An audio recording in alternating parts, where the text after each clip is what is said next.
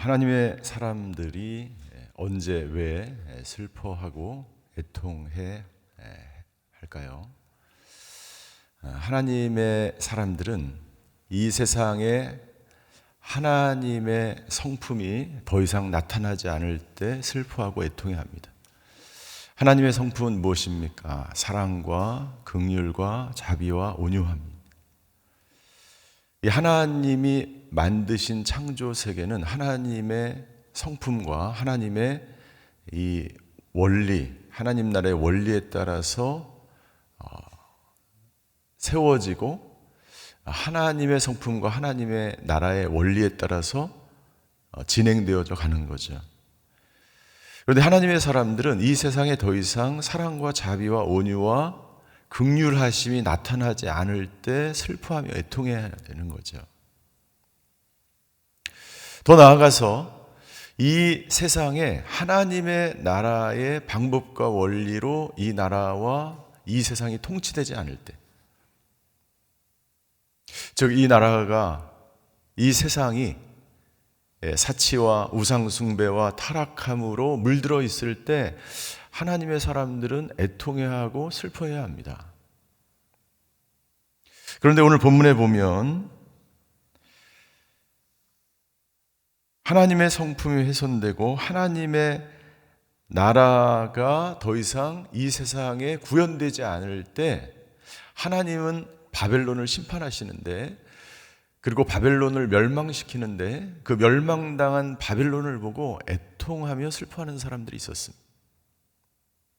그 사람들은 바벨론이 멸망할 때 자신들이 더 이상 이익을 취할 수 없었고 자신들의 탐욕을 더 이상 이룰 수 없었기 때문에 바벨론이 멸망하는 것을 보고 애가를 부르며 슬퍼하는 사람들이었습니다. 여러분들, 바벨론이 왜 멸망을 당하게 되었습니까? 계시록 17장과 18장의 말씀은 바벨론의 멸망에 관한 기록입니다. 17장은 바벨론이 멸망당하는 것을 기록하고 있고, 18장에 가서 오늘 저희가 읽은 본문에 보면 바벨론이 멸망당하는 것을 보고 애가를 부르는 사람들에 관한 내용이 기록되어 있습니다. 바벨론이 멸망당한 이유는 바벨론이 영적으로 타락하게 되었고 철저하게 세속화되었고 바벨론이 하나님의 사람들, 하나님의 백성들을 핍박하였기 때문이에요. 그래서 멸망을 당하는 것이 마땅한 것이죠. 그럼에도 불구하고 더 이상 그 바벨론을 통해서 이익을 취할 수 없고 자신의 탐욕을 더 이상 이룰 수 없기 때문에 슬퍼하고 애통하는 사람들이 있었어요. 그 사람들이 애가를 부릅니다. 먼저 9절과 10절에 보면 왕과 권세를 가지고 있는 사람들의 애가입니다. 10절을 한번 같이 읽겠습니다. 시작. 그들은 그 여자가 당하는 고통을 무서워함으로 멀리 서서 외치기를 재앙이다, 재앙이다. 큰 도성, 강성한 도성 바벨론아, 내 심판이 한순간에 몰아닥쳤구나라고 할 것이다. 그 바벨론이 고통을 당하는 것을 보고 멀리 서서 외칩니다. 재앙이다, 재앙이다. 오늘 저희가 읽은 본문에 보면 재앙이다, 재앙이다 3번 등장합니다. 이 재앙이다, 재앙이다 라고 외치는 그 사람들, 진정 하나님의 나라가 훼손되고 하나님의 성품이 이 땅 가운데 나타나지 않는 것을 보고 슬퍼하는 것이 아니라 자신의 이익이 사라지고 자신의 탐욕을 더 이상 이룰 수 없기 때문에 이것이 재앙이라고 슬퍼하는 사람들의 고백이죠. 오늘 이 사람들의 고백을 통해서, 이 애가를 통해서, 이 왕들의 애가를 통해서 우리는 2가지 사실을 알 수 있습니다. 그것은 뭐냐면 세상의 권력은 한순간에 사라진다는 거예요. 우리의 눈으로 보기에 이 세상의 권력은 굉장히 오래 갈 것 같습니다. 악한 사람들이 잡고 있던 이 악한 왕들의 통치가 굉장히 오래 갈 것 같아요. 그런데 뭐라고 기록되어 있습니까? 동일하게 이 재앙이다, 재앙이다라고 고백하는 그 마지막 뒷부분에 반드시 따라오는 수식어가 있는데 심판이 한순간에 몰아닥쳤다고 하는 고백입니다. 한순간에 사라지는 거예요. 세상의 권력은 한순간에 무너진다는 것을 알 수 있습니다. 그리고 두 번째 우리가 볼 수 있는 것은 하나님의 심판이 임하면 10절을 다시 한번 보십시오. 무서워서 멀리 서서 외칠 수밖에 없다는 거예요. 모든 세상 나라의 권세를 가지고 있었던, 무엇이든지 다 할 수 있었던, 있을 것만 같은 그러한 사람들도 하나님의 심판이 임하면 아무것도 할 수 없이 멀리 서서 바라볼 수밖에 없다는 것입니다. 왜냐하면 이 재앙은 철저하고 완전하고 하나님에 의해서 진행되는 것이기 때문에 어떤 사람도 손을 쓸 수 없는 재앙인 거예요. 이것이 바로 하나님의 심판에 의한 것입니다. 왕과 권세자들은 자신들의 권세가 영원할 것 같지만 여러분들 오래 가지 않습니다. 바벨론의 영화와 바벨론의 권세가 오랫동안 지속될 것 같지만 한순간에 사라지는 것을 볼 수가 있습니다. 모든 권세와 권력은 하나님으로부터 나오고 하나님의 그 방법과 통치대로 그 권세가 사용되지 않을 때 하나님은 한순간에 그 권세를 멸망시킬 수 있는 분이기 때문이죠. 사도 바울은 로마서 13장 1절에 이렇게 우리에게 권면합니다. 로마서 13장 1절을 같이 한번 읽겠습니다. 시작. 각 사람은 위에 있는 권세들에 복종하십시오. 무슨 권세든 하나님께로부터 오지 않은 것이 없고 이미 있는 권세는 다 하나님께서 세우신 것입니다. 하나님께서 세우신 것이기 때문에 그 권세가 하나님의 원리와 하나님이 원하시는 방향으로 사용되어지지 않을 때 그 권세는 언제든지 재앙을 맞을 수 있다는 거예요. 모든 왕과 권세자들이 이것을 깨닫지 못하면 어느 순간 한순간에 자기도 알지 못하는 사이에 그 권세는 점점 무너지기 시작하는 거예요. 여기 나와 있는 애가를 부는 사람은 그 권세가 한순간에 이렇게 될지 몰랐던 거예요. 멀리 서서 그냥 망연자실하는 그러한 상태 가운데 이 애가를 부르고 있었다는 것이죠. 영원할 것 같은 모든 나라, 모든 왕들, 모든 권세는 한순간에 다 사라지고 멸망합니다.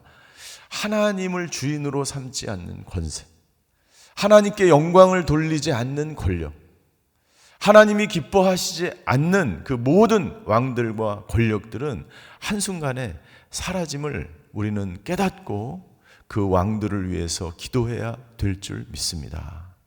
두 번째 애가를 부르는 사람들이 있는데 11절부터 17절 전반부까지 이 상인들이 부르는 애가가 있어요. 상인들의 애가입니다. 상인들이 슬퍼하는 이유는 무엇일까요? 11절을 한번 보십시오.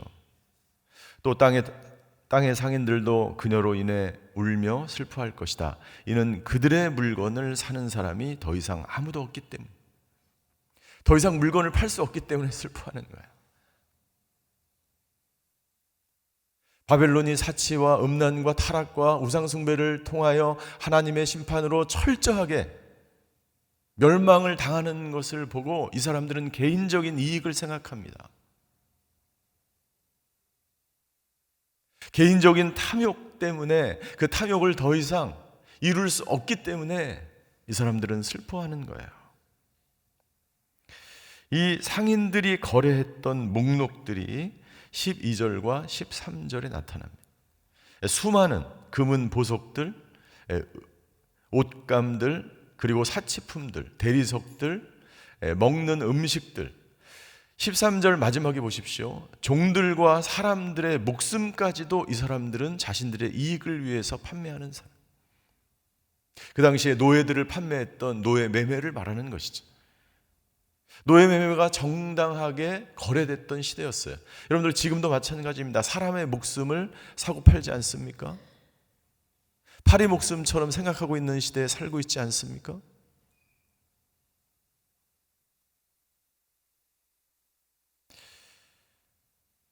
인간의 탐욕의 결과는 무엇입니까? 여러분들 28가지에서 29가지 정도 되는 이 상인들이 거래했던 이 목록을 통해서 14절을 한번 같이 읽겠습니다.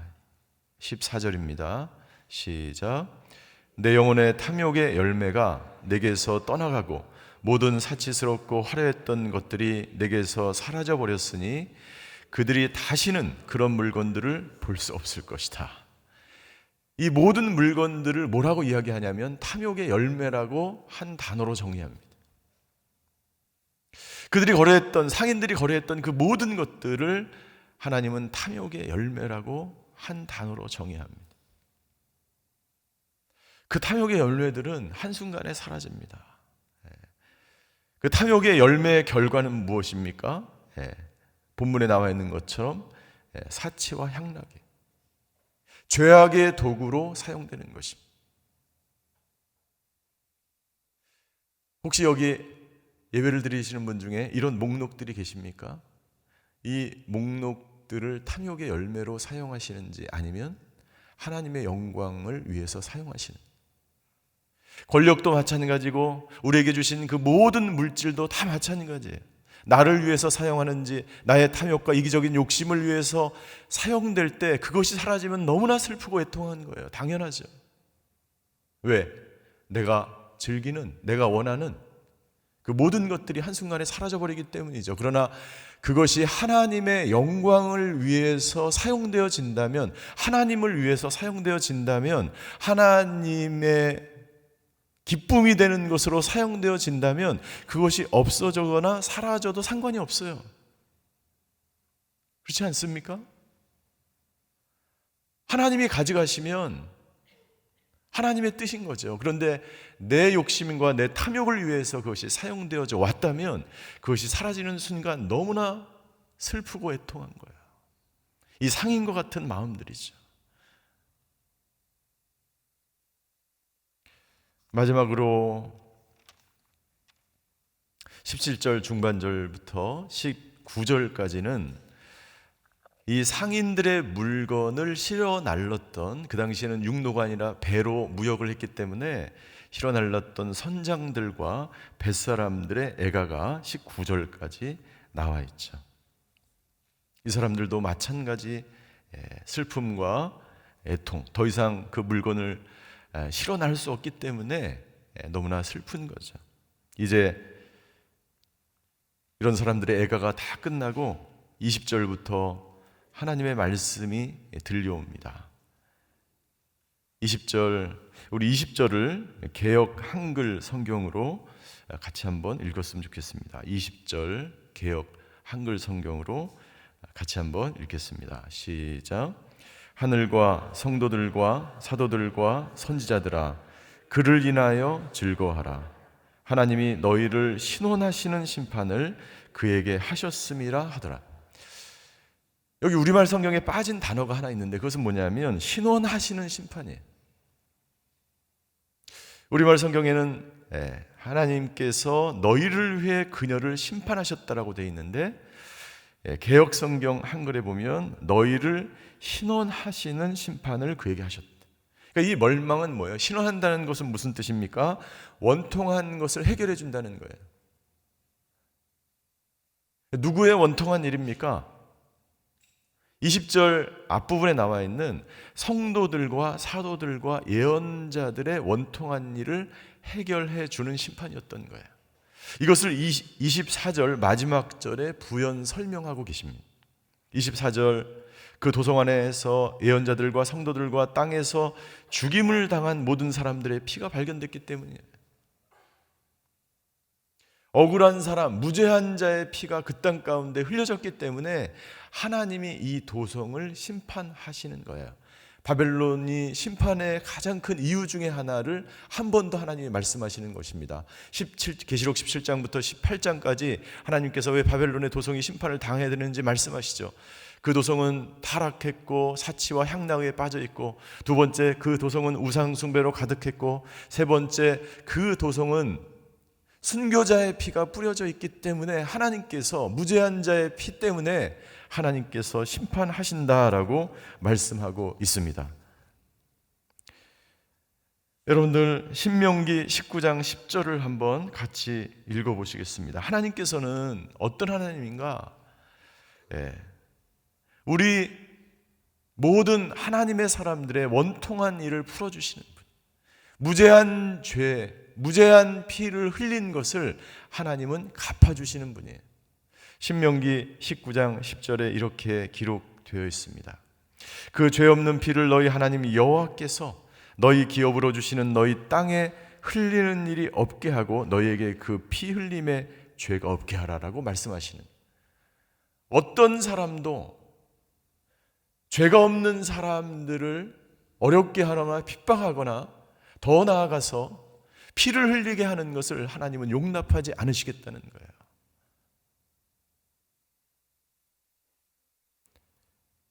소설책 까라마조프의 형제들에서 까라마조프는 이렇게 묻습니다. 하나님은 전능하시고 선하신데 왜 무죄한 자의 고통에 침묵하나요? 그런 신이 만든 세상은 인정할 수 없어요 라고 까라마조프가 이야기합니다. 굉장히 유명한 대사죠.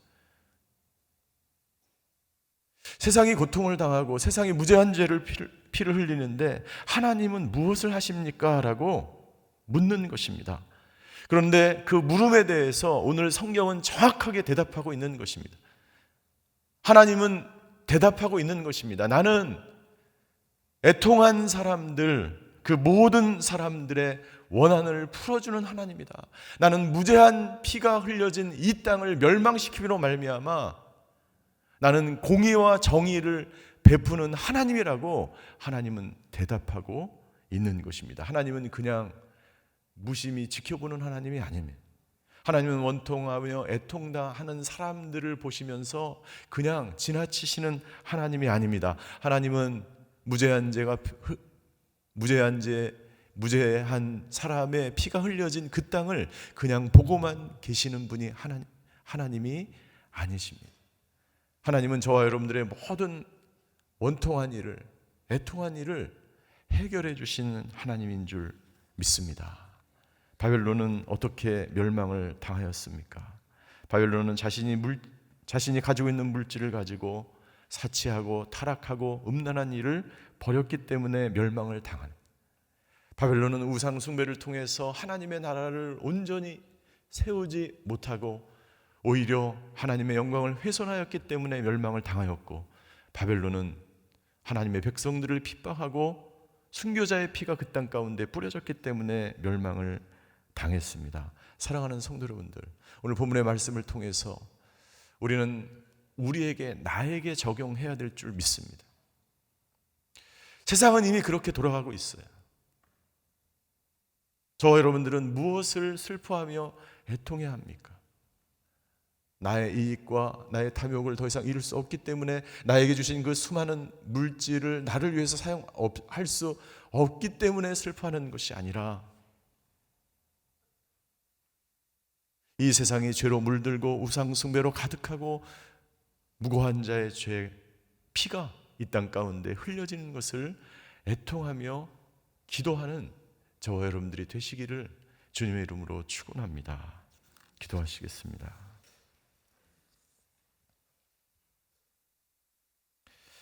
이 세상은 사치와 향락과 물질, 만능주의에 빠져 있습니다. 많은 사람들은 자기의 이익과 탐욕을 더 이상 이루지 못할 때 슬퍼하며 애통해 합니다. 이 세상은 우상 숭배가 만연하며 하나님의 영광이 사라지는 것 같은 그 상황 가운데 놓여져 있습니다. 우리 하나님의 사람들은 이 나라와 이 민족을 보며 슬퍼하며 애통하며 기도해야 되는 줄 믿습니다.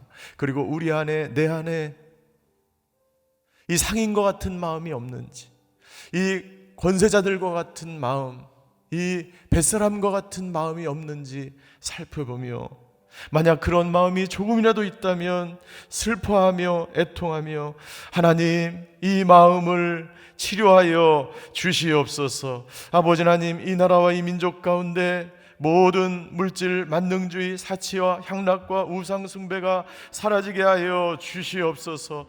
무고한 자의 피를 흘리는 모든 악한 일들이 사라져서 하나님의 나라가 세워지게 하여 주시고, 하나님의 성품이 이 땅 가운데 다시 나타나게 하여 주시옵소서. 이 나라와 이 민족을 위해서, 각자 자기 자신을 위해서 주여 한번 부르고 같이 기도하시겠습니다. 주여, 사랑의 하나님, 오늘 말씀을 통해서 우리가 진정 무엇을 위하여 슬퍼하며 애통해야 하는지 말씀해 주셔서 감사를 드립니다.